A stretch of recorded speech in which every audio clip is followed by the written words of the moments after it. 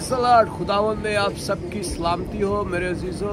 एक बार फिर हम सनराइज सर्विस मॉर्निंग की सर्विस कर रहे हैं और इस वक्त हम सब कलीसिया जो है वो सनराइज सर्विस के बाद एक जुलूस की सूरत में जब हमने जुलूस निकाला है और उसके बाद हम नाश्ते की टेबल पे बैठे हुए हैं, नाश्ते के लिए तैयार है खुदावंद के फजल से।